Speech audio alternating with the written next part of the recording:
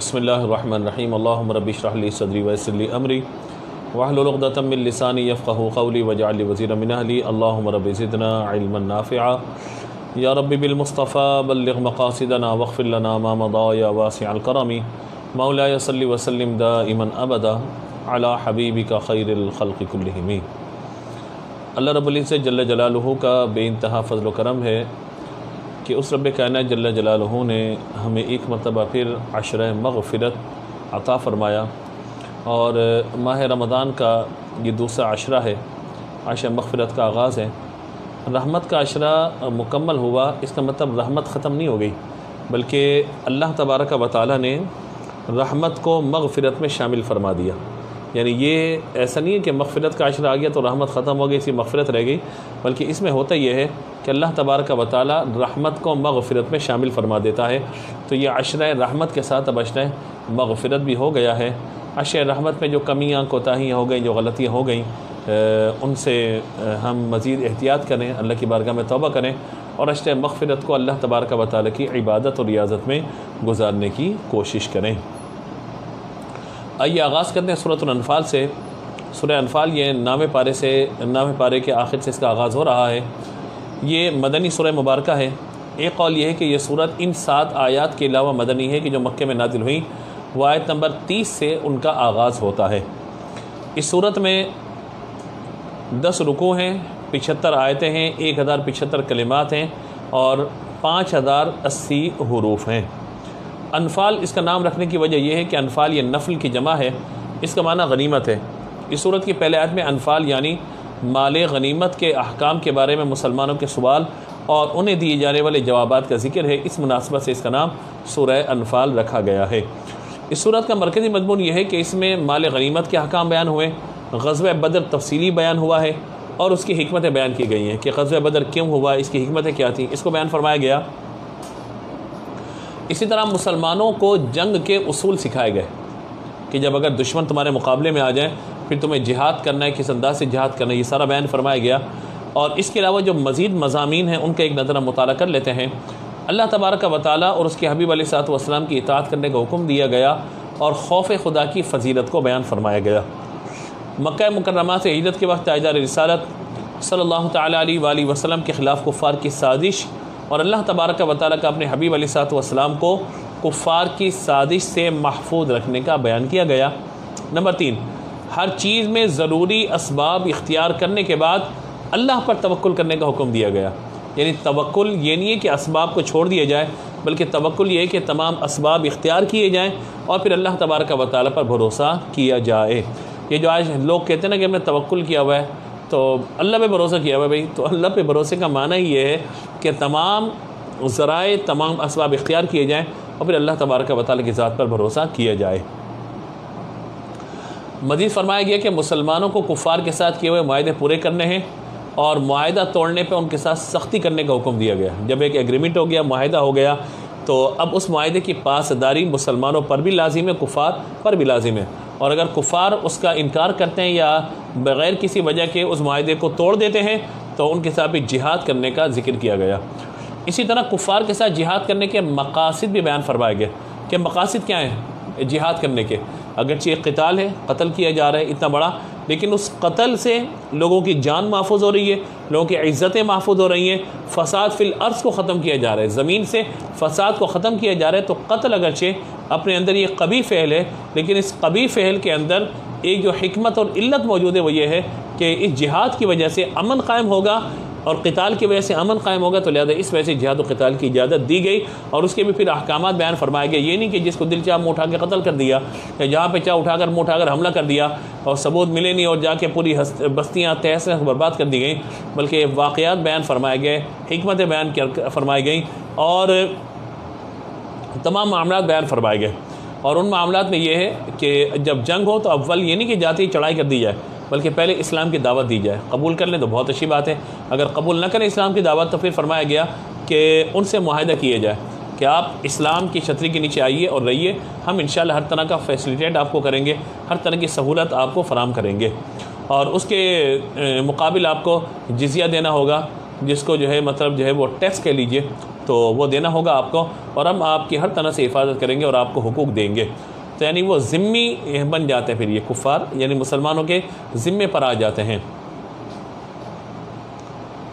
एक काफिर होता है हरबी, कि जो मुसलमानों के ख़िलाफ़ और लड़ने मरने के लिए तैयार रहे और मारने के लिए तैयार रहे, उनके ख़िलाफ़ साजिशें करे, तो उनसे तो जिहाद का हुक्म है। लेकिन जो ज़िम्मे पर आ जाते हैं फिर वो उनके बहुत सारे अहकाम जो है खून के बदले खून का मामला भी उनका हो जाता है, तो बहुत सारे अहकाम फिर उनके मुसलमानों वाले भी हो जाते हैं। ये एक फ़िक़ी बहस है, चूँकि हम इस वक्त तफसील पर हैं तो इसलिए उस फ़िक़ी बहस की तरफ मैं इस वक्त नहीं जाऊँगा। तीसरी बात इस हवाले से ये बयान फरमाई गई कि जब आपने इस्लाम की दावत दी, नंबर 1, नंबर 2 उसके बाद आपने उनको जिज़िया वगैरह का कहा, अगर वो फिर भी नहीं मानते और जंग पर आपसे आमादा हो जाते हैं तो फिर आपने एक काम करना है कि उनके खेतों को आग नहीं लगानी, उनके मकानात को आग नहीं लगानी, इसी तरीके से बूढ़े उनको कत्ल नहीं करना, इसी तरीके से औरतों को कत्ल नहीं करना, बच्चों को कत्ल नहीं करना। मैदान में आकर अगर कोई तलवार गिरा देता है और कहता है कि मैं अमन चाहता हूँ तो आपने उसे अमन दे देना है। इसी तरीके से जो अपने घर के दरवाजे बंद करके बैठ गया उस पर कोई जुल्म सितम नहीं करना, उस पर जो है मतलब कत्ल वाला मामला नहीं करना। तो ये इस्लाम की हिकमतें जो जिहाद के मुतालिक बयान फरमाई गई, क्योंकि सूरह अनफाल के साथ आज सूरह तौबा की तरफ हम जाएंगे। सूरह अनफाल में जहाँ माल गनीमत वगैरह का तज़किरा है तो सूरह तौबा में कुफ़ार से जिहाद के बारे में भी बयान फरमाया गया है। और याद रखिएगा कि जब हुजूर मक्की ज़िंदगी में तो जिहाद का हुक्म नहीं आया, वहाँ पे मुसलमानों को सब्र की तलक़ीन की गई, बर्दाश्त करने का हुक्म दिया गया। लेकिन जब हुजूर मक्के से मदीने पहुँचे हैं तो माह रजब में यह आयत मुबारक नाज़िल हुई है, उज़ीन लिल्लज़ीना युक़ातलूना बिअन्नहुम ज़ुलिमू व इन्नल्लाहा अला नस्रिहिम लक़दीर। अब तुम्हें इजाज़त, उज़ीन लिल्लज़ीना युक़ातलूना, अब तुम्हें क़िताल की जिहाद की इजाज़त दी जाती है। लेकिन ये नहीं कि तलवार उठाओ कत्ल करना शुरू कर दें, नहीं, बल्कि हिकमत के साथ, तदब्बुर के साथ स्टेप, यानी पहले उनको इस्लाम की दावत दी जाए, नंबर 1, अगर वो ना माने तो उनको जिज़िये पे आमादा किया जाए, अगर वो भी नहीं मानते तो फिर उन्हें जो है अमन के साथ कोई मुआहिदा करने का पाबंद किया जाए, वो भी नहीं मानते और कत्ल पर जिहाद मतलब वो क़िताल पर जंग पर आमादा हो जाते हैं। फिर ये नहीं है कि हमारे कहा जाता है भाई जंग में सब जायज़ है, सब जायज़ नहीं होता। जंग में मोहब्बत और जंग में सब जायज़ नहीं होता, कुछ उसूल व ज़वाबित होते हैं। मोहब्बत करने की भी कुछ उसूल व ज़वाबित हैं, तो जंग करने के भी उसूल व ज़वाबित हैं। यहाँ तो आप ये देखिए कि बम मार दिए जाते हैं बाज़ारों पे, मार्केटों पे, मज़ारों पे, और लोगों को, बच्चों को, बूढ़ों को, जवानों को, औरतों को, किसी को नहीं छोड़ा जाता, आबादियों को, मसाजिद को, हर एक को तहस नहस कर दिया जाता है। आजकल की जो जंग है, अल्लाह अकबर, मेरे आका अलैहिस्सलातु वस्सलाम पर जो अल्लाह ने दीन नादिल फरमाया तो जिहाद बयान फरमाया, फिर जिहाद के मकासिद बयान फरमाए कि जिहाद से मकसद क्या क्या होना चाहिए, फिर उसके अहकामात बयान फरमाए गए और फिर उसमें इन तमाम चीज़ों का जिक्र किया गया।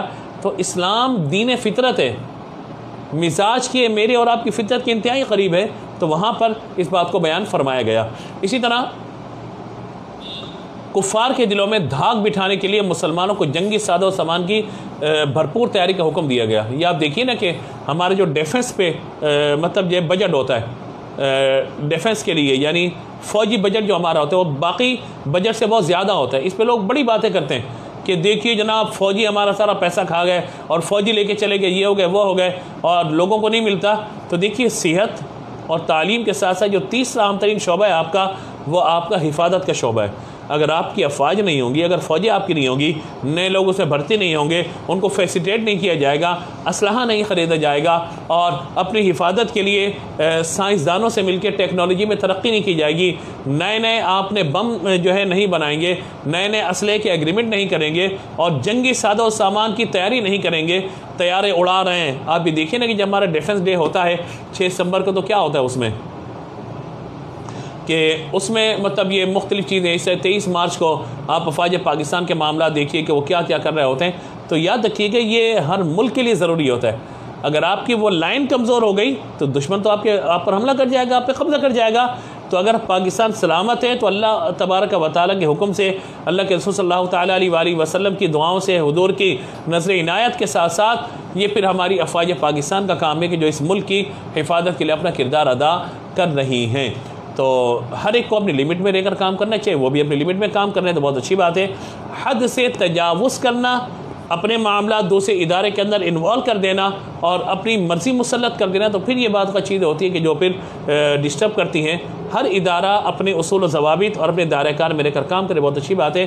तो डिफेंस का बजट इसलिए ज़्यादा होता है कि अफवाज होती हैं, फिर उसके बाद जो है दीगर उस निचले इदारे, फिर इदारे, फिर बहरी अलग हैं, बर्री अलग हैं, यानी खुश्की वाले अलग हैं, तरी वाले अलग हैं, यानी पाक फ़ौज अलग है, फिर वो बहरी अफवाज अलग हैं जो समुद्रों के एतबार से हिफाजत करती हैं, बजट होते हैं, उनके सब चीज़ें होती हैं। तो याद रखिएगा इसकी तैयारी का हमें हुक्म दिया गया और रसूलुल्लाह सल्लल्लाहु अलैहि वसल्लम पर नाज़िल होने वाले कलाम में फरमाया गया कि तुम अमन के दौर के अंदर जंग की तैयारी अपनी पूरी रखो।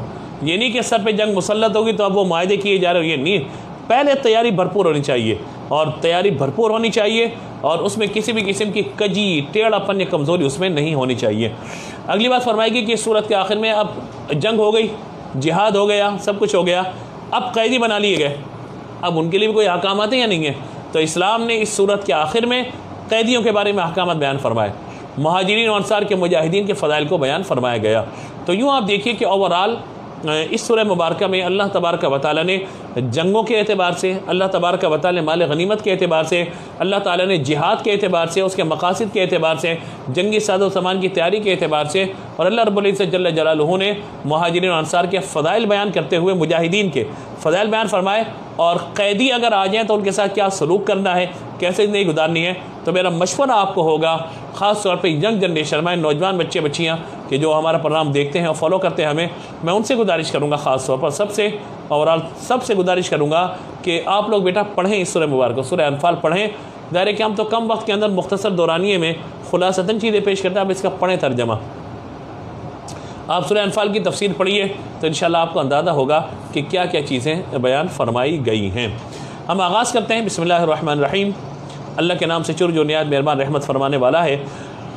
यसअलूनका अनिल अनफाल कुलिल अनफालु लिल्लाहि व रसूलिही फत्तकुल्लाह व अस्लिहू ज़ात बैनिकुम व अतीउल्लाह व रसूलहू इन कुंतुम मुमिनीन। ए महबूब आपसे गनीमत के बारे में पूछते हैं, आप फरमाइए कि कुलिल अनफालु लिल्लाहि व रसूल, अनफाल यानी माल गनीमत ये अल्लाह के लिए, उसके रसूल के लिए।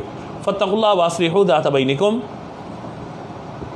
अल्लाह से डरो और आपस में मेल जोल रखो। वातीउल्लाह व रसूलहू इन कुंतुम मुमिनीन, अल्लाह का हुक्म मानो, उसके रसूल का हुक्म मानो अगर तुम ईमान रखते हो। अगली आयत में अल्लाह तबारक व तआला ने इरशाद फरमाया, इन्नमल मुमिनून अल्लज़ीना इज़ा ज़ुकिरल्लाहु वजिलत क़ुलूबुहुम। इस आयत के तर्जुमे से पहले एक बात समझिएगा कि माल गनीमत ये अल्लाह तबारक व तआला का इस उम्मत पर इनाम है। माल गनीमत इस उम्मत पर अल्लाह तबारक व तआला का इनाम है और हुज़ूर अकरम सल्लल्लाहु तआला अलैहि वसल्लम से पहले ये माल गनीमत लोगों के लिए नहीं होता था, ये इस उम्मत के लिए अल्लाह तबारक व तआला का इनाम है कि हुज़ूर सल्लल्लाहु तआला अलैहि वसल्लम की बरकत से अल्लाह तबारक व तआला ने ईमान वालों को माल गनीमत के एतबार से अहकामात अता फ़रमाए और माल गनीमत इस उम्मत के लिए अल्लाह तबारक व तआला ने हलाल फरमाया है। तो बाकी पीछे उम्मतों के लिए माल गनीमत हलाल नहीं होता था, ये अल्लाह तबारक व तआला ही का करम है, उसके रसूल सल्लल्लाहु तआला अलैहि वसल्लम का ये इनाम है कि अल्लाह तबारक व तआला ने इस उम्मत के लिए माल गनीमत को हलाल फरमाया है। अगली आयत में अल्लाह तबारक व तआला ने ईमान वालों की कैफियत को बयान फरमाया और मैं और आप गौर करें कि क्या ये कैफियत हमारी है या नहीं है। इरशाद फरमाया आयत नंबर 2 में, इन्नमल मुमिनून अल्लज़ीना इज़ा ज़ुकिरल्लाहु वजिलत क़ुलूबुहुम व इज़ा तुलियत अलैहिम आयातुहु ज़ादतहुम ईमाना व अला रब्बिहिम यतवक्कलून। इरशाद फरमाया कि ए महबूब, यानी आप पर जो कुरान पाक नाजिल फरमाया गया, अब जो लोग ईमान लेकर आते हैं उनकी कैफियत, इन्नमल मुमिनून इज़ा ज़ुकिरल्लाह, ईमान वालों की शान ये कि जब अल्लाह को याद किया जाए, ईमान वाले वो हैं कि जब अल्लाह तबारक व तआला को याद किया जाए तो इज़ा ज़ुकिरल्लाहु वजिलत क़ुलूबुहुम, उनके दिल डरते हैं।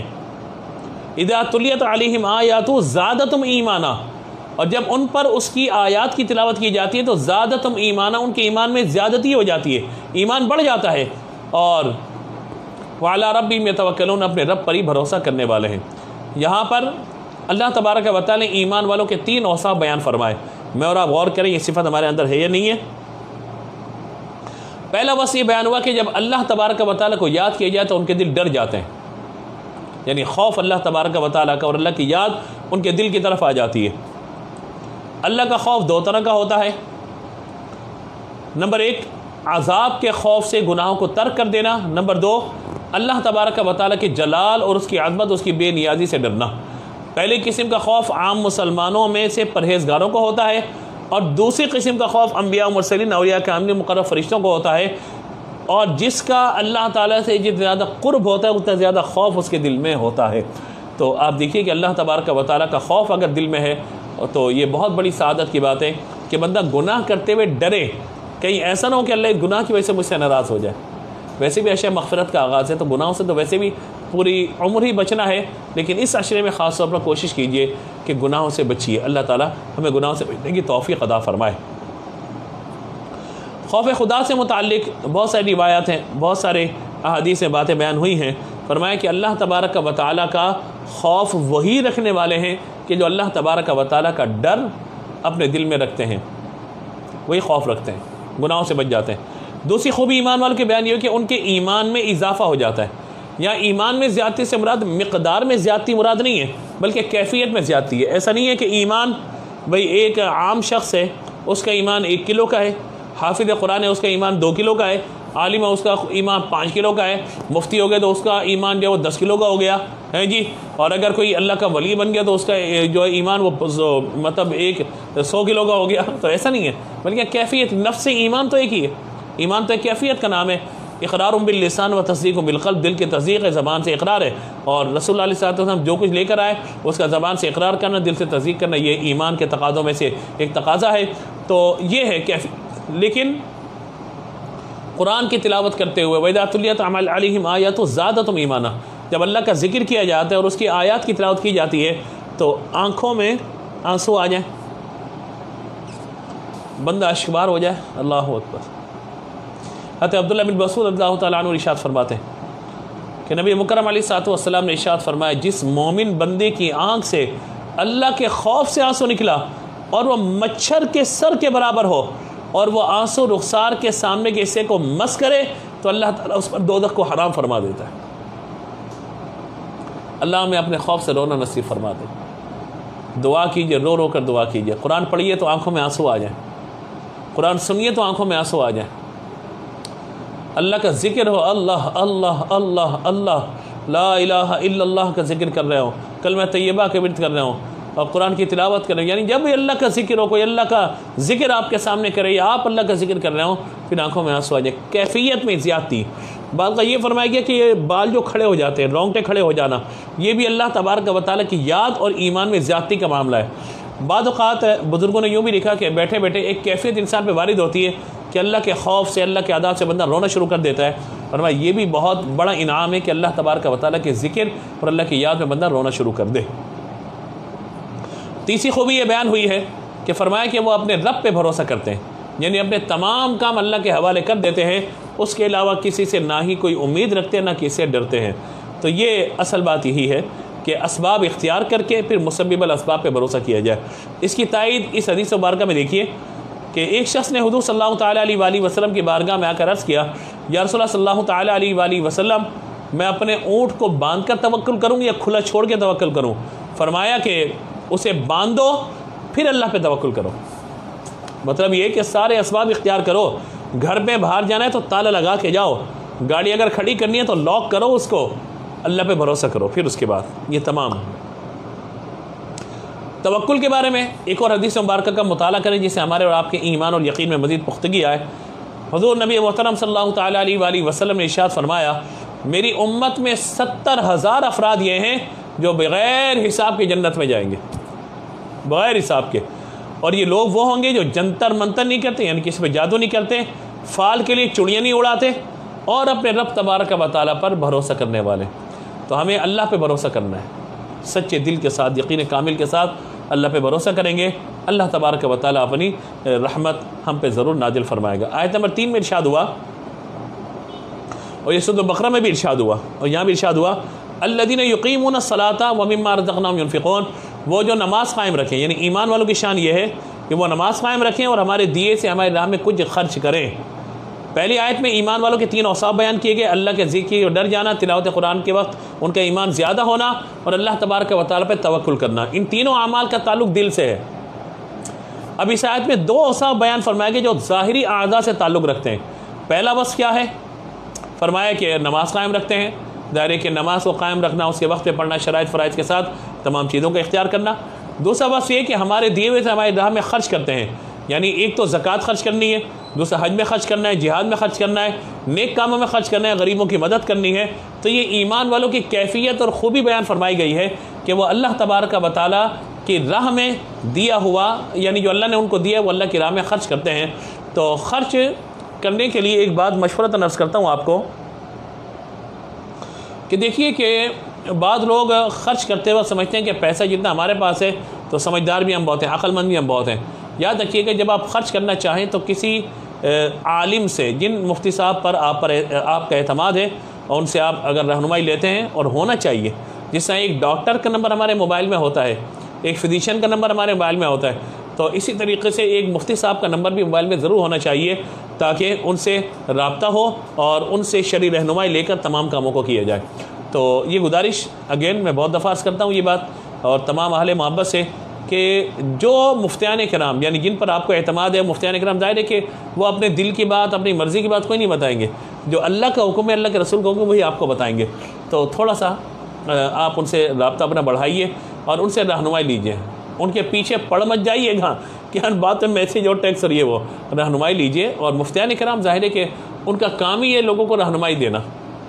जैसे एक डॉक्टर के पास लोग जाते हैं, मरीज़ जाते हैं, दवाई के लिए जाते हैं, तो बिल्कुल वो उनको दवाई देता है और उनको मशवरा देता है। तो इसी तरीके से मुफ्ती साहब का एक काम होता है कि लोगों को मशवरा दें। जिन मुफ्ती साहब पर आपका एतमाद हो, आपका दिल मुतमईन होता हो, आप उन मुफ्ती साहब से राब्ते में रहिए और आप अपनी बात वहाँ पहुँचाइए। इंशाअल्लाह वो आपकी शरई रहनुमाई भी करेंगे, और फिर जो वो बता दें ना उस पर अमल कर लें। यूँ नहीं कहते यूँ नहीं, ये मसला अगर यूँ करके कर लें तो कैसा होगा। अपने मतलब के मसले मत निकालिए वहाँ से आप, और एतराज़ात न कीजिए उन पर। वो जो भी बताते हैं उनकी अपनी मर्ज़ी नहीं होती, वो अल्लाह उसके रसूल का हुक्म बयान करते हैं। और फिर ज़ाहिर है कि उन्हें ये भी इल्म होता है कि आम हुक्म क्या है सबके लिए, और फिर किसी के लिए रियायत देनी या नहीं देनी, और किसके लिए कितनी रियायत दी जा सकती है, तमाम फिर उलमा का काम होता है। जैसे मैं समझाने के लिए एक बात अर्ज़ करूँ, हुक्म ये है कि नमाज़ पढ़ी जाए और खड़े होकर नमाज़ पढ़ी जाए। मर्द अदा जमात से पढ़ें, औरतें अपने घरों में नमाज़ अदा करें, और बिल्कुल खड़े होकर दुरुस्त तरीके से नमाज़ अदा करें। लेकिन अगर कोई मरीज़ है, मर्द अदात में से कोई मरीज़ है, मस्जिद तक नहीं जा पाता, तो क्या हुक्म होगा? कहा जाएगा ठीक है आप अपने घर पे नमाज़ अदा कीजिए, ठीक है ना। अब रियायत का यानी आम हुक्म था, उससे एक ख़ास हुक्म आ गया कि आप अपने घर पे नमाज़ अदा कीजिए। अब तीसरा मसला है कि खड़े होकर नहीं पढ़ सकते, ज़मीन पर सजदा नहीं कर सकते। जब ज़मीन पर सजदा नहीं कर सकते, क़याम भी साक़ित हो गया। अब इशारे वाली नमाज़ पढ़ेंगे, कुर्सी पर बैठ के पढ़ेंगे। अगर क़याम बिल्कुल भी नहीं कर सकते, और यानी फिर सजदा नहीं कर सकते, क़याम साक़ित हो गया।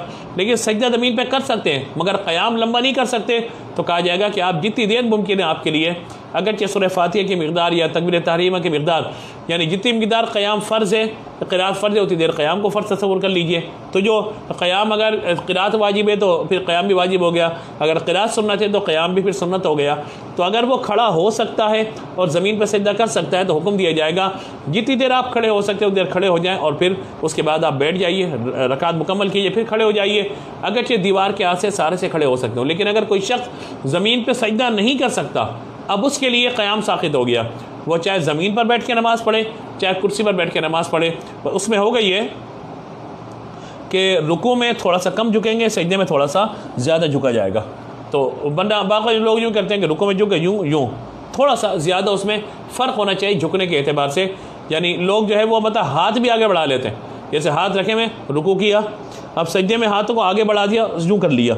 इसी तरीके की बात का वो टेबल वगैरह लगी हुई होती है आगे, यानी जो बैठने की वो कुर्सियाँ वगैरह आजकल आ रही हैं, उनके ऊपर एक तख्ता लगा होता है, तो उस पर हाथ तक सजदा किया जा रहा होता है। ये ना कीजिए आप, बस आप अपने जानों पर हाथ रखिए, रुकू में थोड़ा सा झुकिए, सजदे में थोड़ा ज़्यादा झुक जाइए। तो बस ये फ़र्क के साथ आप नमाज अदा कीजिए। तो अब ये आम हुक्म था नमाज़ पढ़ने का, खड़े होकर पढ़नी है। लेकिन जब कैफियत बदली तो फिर रियायत देते देते देते देते देते देते फिर वो अपने सोफ़े पे बैठ के भी नमाज़ पढ़ सकते हैं, कुर्सी बैठ के नमाज़ पढ़ सकते हैं, नीचे अगर बैठना उनके लिए मुमकिन नहीं है। तो ये देखिए ना कि मतलब मसला है ना। इसी तरीके से खातून ने नमाज़ पढ़नी है, अब वो प्रेगनेंट हो गई, अब अगर वो ज़मीन पर सजदा वगैरह करती है तो दायरे के जच्चा बच्चा, यानी खातून को या उस बच्चे को नुकसान पहुँचने का अंदेशा है, या बच्चे की पैदाइश के बाद ऑपरेट हुआ है और अब वो पाकी के बाद नमाज़ पढ़ना चाहती हैं। अब दायरे के रुकू और सजदा करेंगी तो उनकी तबीयत बिगड़ जाने का, जिस्म में कोई मतलब ख़राबी पैदा होने का अंदेशा है, तो उनके लिए फिर रियायत का पहलू दिया जाएगा। तो ये आपका काम नहीं है, ये मुफ्तियान कराम का काम है कि आसानी देंगे या नहीं देंगे।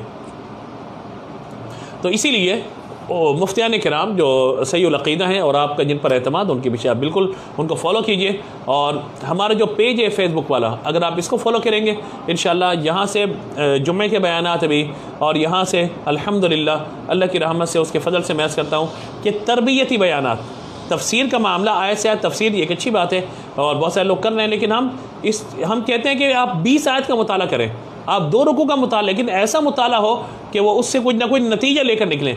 आयत पढ़ ली, तर्जुमा पढ़ लिया, फर पढ़ते चले गए, नतीजा कुछ भी ना निकला, तो मेरे ख़्याल में वो पढ़ना फ़ायदेमंद तो होगा, लेकिन जो हमारी कोशिश है वो ये है कि तालीम के साथ साथ तरबियत के पहलू भी आपके सामने आ जाए, और फिर नतीजा क्या निकल रहा है और हमें करना क्या है और कैसे करना है, ये तमाम चीज़ें हम कोशिश होती है। अव्वल मुताला करने के बाद समझने के बाद उसको करना। अब करना कैसे है, यानी भाई ये काम कर लें, कैसे करना ये नहीं बताया जाता। तो हम इसलिए बार बार अर्ज़ करते हैं कि हमारा यूट्यूब चैनल है मुफ्ती मोहम्मद इसाक मदनी के नाम से, और ये हमारा जो है मतलब फेसबुक का पेज है, तो इससे वाबस्ता रहेंगे, बहुत सारे मसाइल आपको आते रहेंगे। हम इंशाअल्लाह बहुत जल्द सवाल और जवाब का सेशन भी शुरू करने वाले हैं, जो हमें सोशल मीडिया पे सवालात आएंगे, हम इंशाअल्लाह एक दिन पहले अनाउंस कर देंगे, और फिर के सवालात भेजिए, जो सवालात आ जाएंगे हमारे व्हाट्सअप नंबर पर और हमारे फेसबुक पेज पर, तो इंशाअल्लाह हम उनके जवाबात भी देंगे। इंशाअल्लाह बहुत जल्द ये सिलसिला भी शुरू किया जाएगा। तो बाकायदा देखिए, सीखने सिखाने का सिलसिला कंटिन्यू रहेगा इंशाअल्लाह, ये तो यूँ मतलब समझना चाहिए। तो अगेन आपसे गुजारिश है कि अगर आप ख़र्च करना चाहते हैं माल, किसी मुफ्ती साहब से मशवरा कीजिए कि अगर ये माल मैं ख़र्च करूं तो सवाब जारिया के कौन कौन से ज़रिए, कौन कौन से तरीक़े हैं कि जो मैं ख़र्च करूं, मैं कब्र में पहुंच जाऊं मगर मेरा ख़र्च किया हुआ सवाब जो है वो मतलब चलता रहे। आपने बिरयानी की देग खिलाई, अच्छी बात है, आपने राशन दिया, बहुत अच्छी बात है, खाना खिलाया पिलाया, मदद की किसी की, खाया पिया, हज़म, मामला ख़त्म, सवाब ख़त्म, यानी दिया। लेकिन अगर आपने किसी को आलिम बना दिया, किसी आलिम को किताबें दिला दी, किसी बच्चे को तालीम दिला दी, आपने उसके तालीम के अखरायात उठा लिए, आपने किसी को हाफिज़ कुरान बना दिया, आपने किसी को दीन की तरफ लगा दिया, आपने दीन के हवाले से किसी की मदद की, तो आप ये देखिए कि जब तक वो इस काम में लगा रहेगा वो उसका फैज़ चलता रहेगा। यानी मैं अपनी बात करता हूँ, हम पर जिन्होंने इन्वेस्ट किया, हमें जिन्होंने किताबें दिलाई, हमें जिन्होंने पढ़ाया लिखाया, हमारे असातिज़ा और हमारे वालिदैन, और वो लोग के जिन्होंने हमें किताबों के हवाले से सपोर्ट किया। ज़ाहिर है कि एक ज़िंदगी इंसान की होती है कि वो सब माली तौर पे कमज़ोर होता है, और एक आलिम के लिए तो असला उसकी किताबें हैं, किताबें होंगी तो मसाइल वो देखेगा, समझेगा, सीखेगा, फिर बयान भी करेगा। तो वो लोग के जिन्होंने हमें सपोर्ट किया और उन किताबों से हम मसाइल या तफसीर देख रहे हैं, पढ़ रहे हैं, बयान कर रहे हैं, नोट्स बना रहे हैं, अब ये सब चीज़ें आगे दे रहे हैं और फिर ये सिलसिला नीचे चलता चला जा रहा है, तो आप अंदाज़ा लगाइए कि उन लोगों का दिया हुआ आज तक और जितना नीचे फैज़ इंशाअल्लाह पहुंचता चला जाएगा, और सवाब दर सवाब दर सवाब, सवाब जारिया, यानी ये प्लस नहीं हो रहा बल्कि मल्टीप्लाई हो रही है, यानी जमा नहीं हो रहा, 1 और 1 2 नहीं हो रहा है, बल्कि अगर आप इसको मल्टीप्लाई करेंगे तो बात देखिए सवाब कहाँ से कहाँ तक पहुँचेगा। और अल्लाह तबारक व तआला सबकी नीयतें जानते हैं, वल्लाहु युदाइफु लिमन यशा, अल्लाह जिसके लिए चाहे सवाब में इजाफा फरमा दे। तो यूँ आपसे गुजारिश है कि वाबस्ता रहिए, जुड़े रहिए, जुड़े रहेंगे इंशाअल्लाह सीखते रहेंगे। तो अल्लाह तबारक व तआला ने यहाँ पर ईमान वालों की कैफियत बयान फरमाई, यानी अव्वल बातनी मामला बयान फरमाए कि ईमान वाले वो हैं कि उनके ईमान में ज़्यादती हो जाती है जब अल्लाह का जिक्र किया जाए, और वो अल्लाह पे भरोसा रखने वाले हैं और अल्लाह का खौफ रखने वाले हैं। इन कैफियत के बाद आगे बयान फरमाया कि ये वो लोग हैं कि जो अल्लाह तबारक व तआला ने उन पर अल्लज़ीना युक़ीमूनस सलाह, नमाज को कायम करने वाले हैं अल्लाह की रज़ा के लिए, और अल्लाह की राह में अपना माल खर्च करने वाले हैं। आपके पास 10 रुपये खर्च करना चाहते हैं, मशवरा कीजिए, 10 लाख खर्च करना चाहते हैं, मशवरा करके खर्च कीजिए, इंशाअल्लाह आपको नफ़ा होगा, और ऐसी इन्वेस्टमेंट होगी जो कभी ख़त्म नहीं होगी। आयत नंबर 4, उलाइका हुमुल मुमिनून हक़्क़न लहुम दरजातुन इंद रब्बिहिम व मग़फ़िरतुन व रिज़्क़ुन करीम। फरमाया यही सच्चे मुसलमान हैं, उनके लिए उनके रब के पास दरजात और मग़फ़िरत और इज़्ज़त वाला रिज़्क़ है। तो यहाँ पर ईमान वालों के 5 औसाफ़ के हामिल मोमिनीन के लिए 3 जज़ाएँ बयान फरमाई हैं, 3 कैफियतें उनके दिल की जो पहले बयान हुई नंबर 1, उसके बाद 2 कैफियतें ये बयान हुई, और उसके बाद अब उनका इनाम बयान किया जा रहा है, यानी वो जो अल्लाह का खौफ रखने वाले हैं, अल्लाह ताला के डर से और खौफ से उनके ईमान में ज़्यादती हो जाती है जब वो कुरान की तिलावत सुनते हैं या तिलावत को करते हैं, और तीसरी बात अल्लाह पे भरोसा करते हैं, दिली कैफियत, और ज़ाहिरी में नमाज़ पढ़ते हैं और अल्लाह की राह में खर्च करते हैं। इन 5 सिफ़ात के हामिल ईमान वालों के लिए सिफ़ात बयान की जा रही हैं, उनके लिए जज़ाएँ बयान की जा रही हैं। पहली बात तो ये बयान फरमाया कि उलाइका हुमुल मुमिनून हक़्क़न, फरमाया कि ये सच्चे मुसलमान हैं। नमाज़ पढ़ने वाला सच्चा मुसलमान, अल्लाह की राह में खर्च करने वाला सच्चा मुसलमान, अल्लाह का खौफ रखने वाला सच्चा मुसलमान, अल्लाह की रज़ा के लिए माल खर्च करने वाला सच्चा मुसलमान और अल्लाह तबारक व तआला पे तवक्कुल और भरोसा करने वाला सच्चा मुसलमान। ये 5 सिफ़ात होनी चाहिए। फरमाया कि लहुम दरजातुन इंद रब्बिहिम व मग़फ़िरतुन व रिज़्क़ुन करीम, उनके लिए उनके रब के पास दरजात हैं, मग़फ़िरत है और इज़्ज़त वाला रिज़्क़ है। दरजात हैं, ज़ाहिर है कि मोमिनीन के लिए अल्लाह तबारक व तआला जन्नत में जो उनको दरजात अता फरमाएगा ये अल्लाह ताला का इनाम होगा। दूसरा फरमाया उनके लिए मग़फ़िरत है, यानी वो बख्शाएँ, वो अल्लाह उनकी मग़फ़िरत फरमा देगा। और तीसरा इज़्ज़त वाला रिज़्क़ है, यानी वो रिज़्क़ है जो अल्लाह ताला ने उनके लिए जन्नत में तैयार फरमाया है। उसे इज़्ज़त वाला रिज़्क़ इसलिए फरमाया गया कि ये रिज़्क़ हमेशा ताज़ीम व इकराम के साथ और मेहनत व मुशक्क़त के बग़ैर अता फरमाया जाएगा। जहाँ तो बड़ी मेहनत करनी पड़ती है ना रोज़ी के लिए, कहीं नौकरी कर रहे हैं तो सेठ की सुननी पड़ती है, कारोबार कर रहे हैं तो कस्टमर का सुनना पड़ता है, डीलें होती हैं तो फिर मतलब मुआहदों के पास जारी, कितना कुछ होता है। लेकिन अगर ईमान की सलामती के साथ बंदा जन्नत में चला गया तो अल्लाह रब्बुल इज़्ज़त जल्ल जलालुहु अपने फ़ज़ल से उसको ये तीनों शानें अता फरमाएगा कि उनके लिए अल्लाह की तरफ से दरजात की बुलंदी है। दूसरा, उनके लिए अल्लाह तबारक व तआला की तरफ से मग़फ़िरत है। और तीसरा, अल्लाह तबारक व तआला की तरफ से उनके लिए बहुत ज़बरदस्त किस्म का इनाम बयान फरमाया गया कि जो रिज़्क़ की सूरत में उनको दिया जाएगा। अब आगे ग़ज़वा बदर का बयान हो रहा है इन आयात में। मैं खुलासतन वाक़या बयान कर देता हूँ कि मुसलमान मदीना मुनव्वरा जब आ गए तो कुफ़ार इस साजिश में रहे कि मुसलमानों को उनका क़लाक़मा किया जाए, उनको मार दिया जाए। तो अबू जहल एक काफ़िला लेकर आता, तिजारती काफ़िला। तो एक बदगुमानी फैली कि अबू सुफियान एक काफ़िला लेकर आ रहे थे, तो ये हुआ कि तिजारती काफ़िले पे हमला कर दिया गया और फिर असबाब बने। हम ग़ज़वा बदर पर इंशाअल्लाह 7 रमज़ान को बात करेंगे तफसीली, या सिर्फ़ एक वाक़या इशारतन। तो फिर ये दोनों फ़ौजें आमने सामने आ गई। कुफ़ार का लश्कर 1000 पर था, मुसलमानों के पास 313 की तादाद है और 17 रमज़ान मुबारक है, सन 2 हिजरी का ये वाक़या है। हुज़ूर अकरम सल्लल्लाहु तआला अलैहि वसल्लम के साथ जो सहाबा किराम हैं उनके पास 6 ज़िरहें हैं, 8 शमशीरें यानी 8 तलवारें हैं और बहुत ही कम घोड़े हैं और बहुत ही कम ऊँट हैं। मुसलमानों की कैफियत है। लेकिन अल्लाह तबारक व तआला ने चौथे पारे में इरशाद फरमाया, वलक़द नसरकुमुल्लाहु बिबद्रिन व अंतुम अज़िल्ला फत्तक़ुल्लाह लअल्लकुम तशकुरून, कि बेशक अल्लाह तबारक व तआला ने बदर में तुम्हें फ़तह अता फरमाई।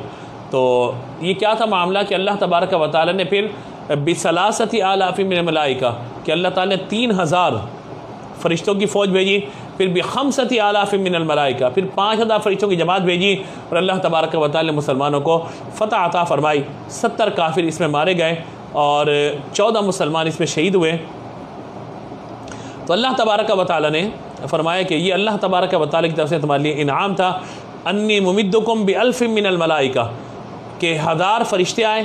फिर उसके बाद अल्लाह ने फरमाया 3000 फ़रिश्ते हमने भेजे और फिर फरमाया कि उसके बाद हमने तुम्हारे पास 5000 फ़रिश्ते भेजे और अल्लाह ताला ने तुम पर आसमान से बारिश पानी को नाजिल फरमाया। तो अल्लाह ने तुम्हारा जो रौब था वो काफिरों के दिलों में डाल दिया। तो यूँ अल्लाह तबारक व तआला मुसलमानों को फ़तह अता फरमाई और अल्लाह तबारक व तआला की इताअत और फर्माबरदारी करते हुए मुसलमानों को अल्लाह तबारक व तआला ने जुम्मे के दिन 17 रमज़ान मुबारक सन 2 हिजरी में ये वाक़या पेश आया। तो अल्लाह तबारक व तआला ने मुसलमान को फ़तह अता फरमाई। हज़रत सुहैल बिन हुनैफ़ रहमतुल्लाहि तआला रज़ियल्लाहु तआला अन्हु फरमाते हैं, ग़ज़वा बदर के दिन हम में से कोई तलवार से मुशरिक जब इशारा करता तो तलवार उसकी तरफ पहुँचने से पहले मुशरिक का सर जुदा हो जाता था।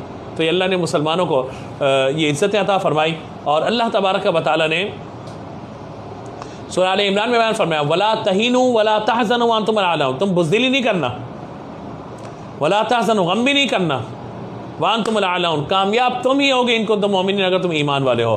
तो आज भी जो लोग अल्लाह तबारक व तआला की रज़ा के लिए अल्लाह तबारक व तआला के फज़ल व करम से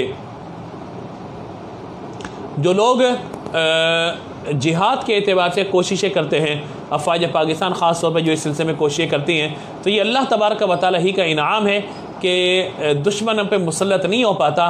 क्योंकि वजह यह है कि काफिर है तो करता है शमशीर पे भरोसा, मोमिन है तो बेतैग भी लड़ता है सिपाही, वो तो पत्थर उठा के मारता है, उसको समझता है कि ये एटम बम है। तो मुसलमान तो अल्लाह ताला पे तवक्कुल और भरोसा करने वाला होता है। तो यूँ अल्लाह तबारक व तआला ने यहाँ पे ग़ज़वा बदर का जिक्र फरमाया। ज़रूर आप लोग मुताला फरमाइएगा ताकि ये सारे का सारा मामला वाज़े हो कि अल्लाह तबारक व तआला ने ईमान वालों से क्या क्या बयान फरमाया है। इसी तरीके से फरमाया इन्नल्लज़ीना तवल्लव मिनकुम यौमल तक़ल जमआनी इन्नमा इस्तज़ल्लहुमुश शैतानु बिबअदि मा कसबू वलक़द अफ़ल्लाहु अन्हुम इन्नल्लाहा गफ़ूरुन हलीम। जंग हुनैन में यानी बेशक अल्लाह तबारक व तआला ने तुम में से वो लोग कि जो उस दिन दूर हो गए थे दोनों फ़ौजों का मुकाबला करते हुए, उन्हें शैतान ने उनके बाद अमाल की वजह लग़्ज़िश में मुब्तला किया, अल्लाह ने उन्हें मुआफ़ फरमा दिया है। यानी याद रखिएगा कि अगर जंग हो जाए तो फिर पीछे नहीं हटना चाहिए। हुज़ूर सल्लल्लाहु तआला अलैहि वसल्लम, जंग एक धोखा है, ये जंग नहीं होनी चाहिए, लेकिन जब जंग हो जाए फिर कदम जो है पीछे नहीं आने चाहिए, फिर मजबूत हो, अल्लाह पे भरोसा करो। फ़इज़ा अज़मता फ़तवक्कल अलल्लाह इन्नल्लाह युहिब्बुल मुतवक्किलीन। जब तुम आज़म कर लो, इरादा कर लो, फ़तवक्कल अल्लाह, अल्लाह पे भरोसा करो।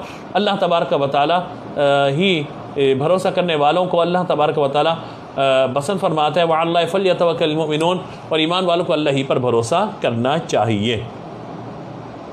तो यूँ इस सूरह मुबारक में कैदियों के वाले से भी अहकाम बयान हुए और कुफ़ार से जो मामलात हुए उन सब चीज़ों को भी यहाँ पे बयान फरमाया गया। हम इख्तिसार के साथ आगे चलते हैं, सूरह तौबा की तरफ चलते हैं। सूरह तौबा ये भी मदनी सूरत है, मगर इसकी आखिरी आयत यानी लक़द जाअकुम रसूलुम मिन अनफुसिकुम अज़ीज़ुन अलैहि मा अनित्तुम, ये जो आखिरी दो आयत हैं, इनको बाद उलमा ने फरमाया कि ये मक्की आयत हैं। इसमें 16 रुकू हैं, 129 आयत हैं, 4078 कलिमात हैं और 10,488 हरूफ हैं। और इस सूरह मुबारक को सूरह तौबा कहा जाता है। इस सूरत के 10 से ज़्यादा नाम हैं, जिनमें दो मशहूर हैं। एक सूरह बरात भी कहा जाता है इसको, और एक सूरह तौबा कहा जाता है। इसको तौबा इसलिए कहा गया कि इसमें कसरत से तौबा का जिक्र फरमाया गया। दूसरा, बरात यूँ कहा गया कि इसके माना बरी ज़िम्मा है। इसकी पहली आयत में कुफ़ार से बरात का ऐलान किया गया है, इसी मुनासबत से जो सूरह बरात कहते हैं। बाकी सूरतों के शुरू में बिस्मिल्लाह लिखी हुई, सूरत के शुरू में बिस्मिल्लाह नहीं लिखी हुई। क्यों नहीं लिखी गई? असल वजह है कि जिब्रील अलैहिस्सलाम इस सूरत के साथ बिस्मिल्लाह लेकर नाज़िल नहीं हुए थे, और हुज़ूर सल्लल्लाहु तआला अलैहि वसल्लम ने बिस्मिल्लाह लिखने का हुक्म भी नहीं फरमाया। दूसरा, हज़रत अली मुर्तज़ा रज़ियल्लाहु तआला अन्हु फरमाते हैं कि बिस्मिल्लाह अमान है, और तौबा सूरह तौबा तलवार के साथ अमन उठा देने के लिए नाजिल हुई है, लिहाजा इस वजह से इसमें शुरू में बिस्मिल्लाह नहीं लिखी गई। तीसरी बात यह है कि सही बुखारी से बरा बिन आज़िब रज़ियल्लाहु तआला रिवायत करते हैं कि रसूलुल्लाह सल्लल्लाहु तआला अलैहि वसल्लम पर यह नाजिल होने वाली सूरत के हवाले से कि कुरान करीम की सूरतों में सबसे आखिर में जो सूरत नाजिल हुई वो सूरह तौबा है, यूँ बयान फरमाया गया। इसके फ़ज़ाइल ये हैं कि हुज़ूर सल्लल्लाहु तआला अलैहि वसल्लम ने फरमाया, मुनाफिक सूरह हूद, सूरह बरात, सूरह यासीन, सूरह दुखान और सूरह सबा को याद नहीं कर सकता। इसी तरह हज़रत अतिया हमदानी रज़ियल्लाहु तआला अन्हु फरमाते हैं, हज़रत उमर फ़ारूक़ आज़म रज़ियल्लाहु तआला लिखा कि तुम खुद सूरह बरात सीखो या सूरह तौबा, और अपनी औरतों को भी सिखाओ। इसके मज़ामीन क्या है, बस इख्तिसारा मज़ामीन का हम जिक्र करेंगे, बाकी इंशाअल्लाह आप इसका ज़रूर मुताला फरमाइएगा, और वाक़यात भी जिक्र कर देंगे कहाँ कहाँ क्या क्या बात बयान हुई है, और इसकी एक आयत का मुताला ज़रूर करेंगे इंशाअल्लाह। इसका मरकज़ी मज़मून ये है कि मुश्रिकीन अहले किताब के ख़िलाफ़ जिहाद करने के अहकामात बयान किए गए।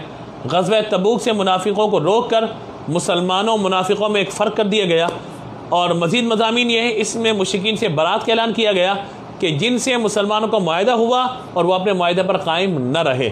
दूसरी बात बयान फरमाई गई, कुफ़ार मक्का के मुसलमानों से अफजल होने के दावे को रद्द कर दिया गया। कुफ़ार कहते हैं हम तो मक्के के लोग हैं, हम तो अफजल हैं, फरमाया नहीं, मुसलमान ही अफजल हैं। ग़ज़वा हुनैन का वाक़या बयान फरमाया गया, लक़द नसरकुमुल्लाह फ़ी मवातिन कसीरा व यौम हुनैन, ग़ज़वा हुनैन का पूरा वाक़या बयान हुआ यहाँ पर। इसी तरीके से यहूदियों का हज़रत उज़ैर अलैहिस्सलाम को और ईसाइयों का हज़रत ईसा अलैहिस्सलाम का बेटा करार देने का रद्द किया गया। हिजरत के वक्त नबी मुकर्रम अलैहिस्सलाम हज़रत बकर रज़ियल्लाहु तआला अन्हु की गारे सौर में होने वाली गुफ्तगू को बयान फरमाया गया कि इज़ यक़ूलु लिसाहिबिही ला तहज़न इन्नल्लाह मअना, जब आपस में गुफ्तगू कर रहे थे और उनके सामने कहा कि ला तहज़न, गम न करो, इज़ हुमा फ़िल ग़ार इज़ यक़ूलु लिसाहिबिही ला तहज़न, गम न करो, इन्नल्लाह मअना, बेशक हमारे साथ अल्लाह भी है। तो उस गुफ्तगू को यहाँ पे कुरान पाक ने बयान फरमाया। अगली बात यह है, ज़कात के मसारे बयान फरमाया गया, इन्नमा सदक़ातु लिल-फ़ुक़रा वल मसाकीन वल आमिलीन अलैहा वल मुअल्लफ़ति क़ुलूब व फ़िर रिक़ाब वल गारिमीन व फ़ी सबीलिल्लाह व इब्नी सबील। 8 मसारिफ़ ज़कात बयान फरमाए गए कि ज़कात किस किस को देनी है। फ़ुक़रा को, मसाकीन को, आमिलीन जो ज़कात कलेक्ट करने वाले होते हैं जिन्हें आप वकील बनाते हैं, और पहले बादशाहों की तरफ से होते थे, अब तो हम किसी न किसी को वकील बना रहे होते हैं ज़कात का। और फिर वो मज़ीद आगे बयान फरमाया गया इनमें सबसे आखिरी ये है कि फ़ी सबीलिल्लाह, अल्लाह के राह में देना। तो ज़ाहिर है कि मदारिस हैं और ऐसे इदारे कि जो लोगों की खिदमत कर रहे हों उनको फिर ज़कात हमें देनी चाहिए। और ये भी मैं अर्ज़ करूँगा कि इस पर भी आप अगर किसी मुफ्ती साहब पर एतमाद करते हैं तो उनसे रब्ता करके ज़कात की रकम उनको दीजिए, ताकि वो फिर अपने एतबार से कहीं भी अगर मदरसे वगैरह में या कहीं पे मुस्तहिक़ लोग उनको नज़र आएंगे, ज़ाहिर मदारिस के तलबा होते हैं, इदारों में जो है बहुत सारे लोग होते हैं, तो उन तक पहुँचेगा तो इंशाअल्लाह सिलसिला बेहतर होगा।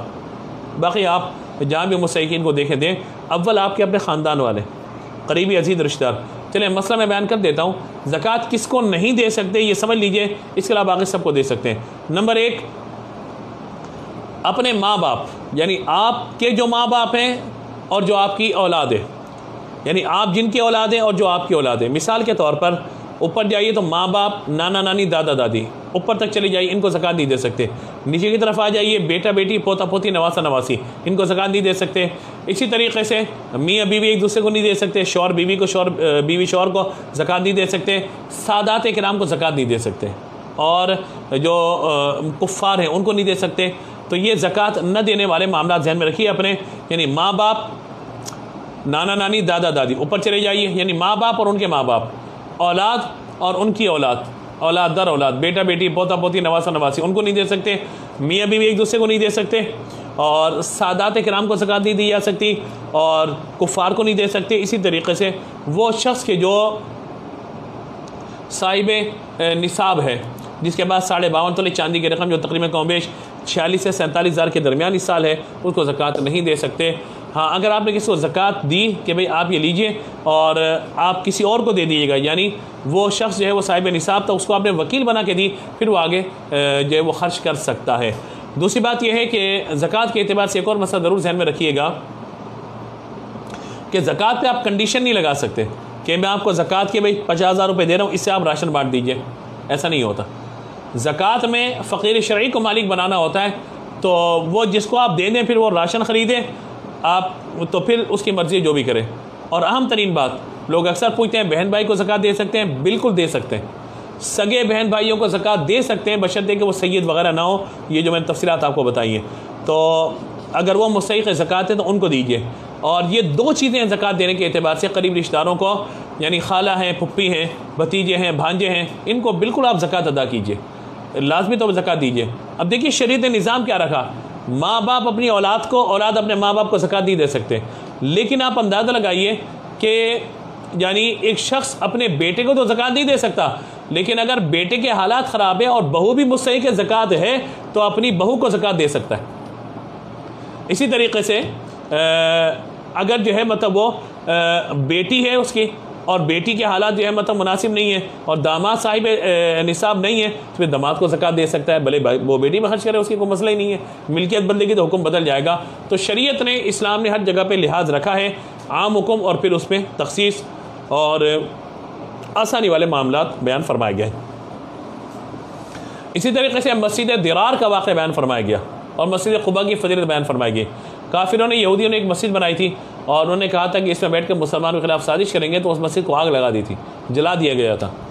और मस्जिद क़ुबा फरमाया लमस्जिदुन उस्सिसा अला तक़वा मिन अव्वल यौमिन अहक़्क़ु अन तक़ूम फ़ीह। मस्जिद क़ुबा की शान ये कि उस्सिसा अला तक़वा मिन अव्वल यौमिन, मस्जिद क़ुबा की जो बुनियाद है वो पहले दिन से ही बड़ी प्यारी रखी गई और तक़वे पर रखी गई थी। इसी तरह 3 सहाबा किराम अलैहिम रिदवान हैं, हज़रत काब बिन मालिक हैं, हज़रत हिलाल बिन उमय्या हैं और मुरारा बिन रबी हैं रज़ियल्लाहु तआला अन्हुम। ये ग़ज़वे तबूक में हाजिर न हुए थे, तो अल्लाह तबारक व तआला की बारगाह में बाद में इन्हें तौबा की, हुज़ूर से माज़रत की, तो अल्लाह ने इनकी तौबा का वाक़या भी बयान फरमाया है। तो यूँ मतलब यूँ इस सूरह मुबारक के अंदर ये तमाम चीज़ें बयान हुई हैं। एक आयत जिसमें अल्लाह तबारक व तआला ने हुज़ूर अकरम सल्लल्लाहु तआला अलैहि वसल्लम की इताअत के एतबार से और दीगर चीज़ों के एतबार से बयान फरमाया, तो मैं चाहता हूँ कि ज़रा उस आयत का मुताला कर लें ताकि एक बात और वाज़ेह हो जाए कि नबी मुकर्रम सल्लल्लाहु तआला अलैहि वसल्लम की मोहब्बत और हुज़ूर सल्लल्लाहु ताला अलैहि वसल्लम से जो इश्क वग़ैरह का मामला है वो किस हद तक होना चाहिए, किस अंदाज से होना चाहिए। तो यूँ मतलब हम थोड़ा सा इसको डिस्कस कर लेते हैं ताकि आयत का बरकत के लिए सूरह तौबा की इस आयत का मुताला भी हो जाए और हम मतलब इसको मतलब अच्छे तरीक़े से पढ़ भी सकें। तो देखिए आयत मुबारक है कुल इन काना आबाउकुम, आयत नंबर 24 है ये सूरह तौबा की। इरशाद फरमाया बिस्मिल्लाहिर्रहमानिर्रहीम कुल इन काना आबाउकुम व अबनाउकुम व इख्वानुकुम व अज़वाजुकुम व अशीरतुकुम व अम्वालुन इख्तरफ्तमुहा व तिजारतुन तशौना कसादहा व मसाकिन तर्दौनहा अहब्बा इलैकुम मिनल्लाहि व रसूलिही व जिहादिन फ़ी सबीलिही फ़तरब्बसू हत्ता याति अल्लाहु बिअम्रिही इन्नल्लाहा ला यहदिल क़ौमल फ़ासिक़ीन। आयत का तर्जुमा मुख्तसर इस पर हम बात कर लेते हैं। इरशाद फरमाया कुल इन काना आबाउकुम व अबनाउकुम, आप फरमा दीजिए अगर तुम्हारे बाप, तुम्हारे बेटे, तुम्हारे भाई, तुम्हारी बीवियाँ, तुम्हारा ख़ानदान, तुम्हारी कमाई के माल और वो तिजारत जिसके नुकसान से तुम डरते हो, तुम्हारे पसंदीदा मकानात तुम्हें अल्लाह और उसके रसूल और उसकी राह में जिहाद करने से ज़्यादा महबूब हैं, तो इंतज़ार करो यहाँ तक कि अल्लाह अपना हुक्म ले आए और अल्लाह ताला नाफरमानों को हिदायत नहीं देता। यानी आप यहाँ देखिए कि जिन रिश्तेदारों से तर्क ताल्लुक़ के बारे में कलाम किया गया, ए महबूब आप उनसे फरमा दें कि अगर तुम्हारे बाप, तुम्हारे बेटे, तुम्हारे भाई, तुम्हारी बीवियाँ, तुम्हारा ख़ानदान, तुम्हारी कमाई के माल, तुम्हारी तिजारत वगैरह वगैरह ये सब तुम्हें अल्लाह उसके रसूल से ज़्यादा महबूब हैं, तो तुम बर्बाद हो गए, तुम जालिम हो गए, तुम हलाक हो गए। लिहाजा सबसे ज़्यादा प्यार और सबसे ज़्यादा हुक्म अल्लाह तबारक व तआला और उसके रसूल सल्लल्लाहु ताला अलैहि वसल्लम का ही मानना है।